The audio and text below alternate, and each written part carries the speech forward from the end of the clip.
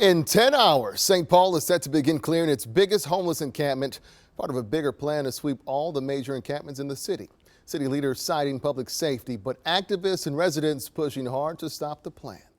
Thanks for joining us on air and streaming. I'm Kevin Holmes. Now, with hours to go, preparations are underway. Ryan Katane heard from residents and city leaders as they look ahead at what comes next. Ryan. Yeah, there's also a community breakfast and a protest planned for 5 o'clock tomorrow morning before city employees and outreach groups get there at 8.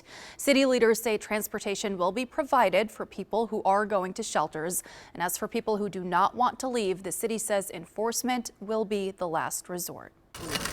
With boxes, bags, and suitcases full, some people and their pets are already on their way out from Pig's Eye Park. All these spots here used to be full of tents and occupied by people. As they prepare for the city to begin clearing the biggest homeless encampment in St. Paul. Hi, Natalia. Isaac Thomas, who goes by Callie, has lived here for over a year after he says his house was condemned because it was deemed unsafe to live in. I've been homeless since. Tomorrow, Callie and his partner Sammy say they'll move to a nearby encampment until the city clears that one. Because there's some of us out here that I know don't have any other place. Tight squeezes at shelters, he says, sometimes lead to physical confrontations and there's not enough space for their belongings. That's really not suitable. You know, what people need is housing, water.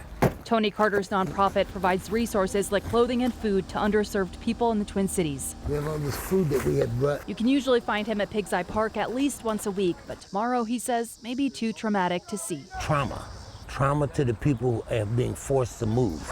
I think it's unfortunate that this is the mentality of the city. They deserve not to be swept away. In a packed public hearing this afternoon, people opposing the city's plan called it inhumane. The challenge here is that we're dealing with a very short-term emergency, which is the public health and public safety problems. The long-term crisis, City Council President Rebecca Naker says, is not enough affordable and supportive housing.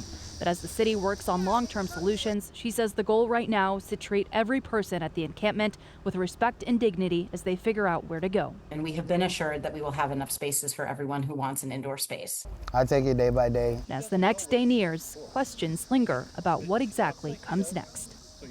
Now, I did check in with the city and the county, and I asked City Council President Naker today about how many shelter beds are available and how many more or have been will be added to accommodate more people.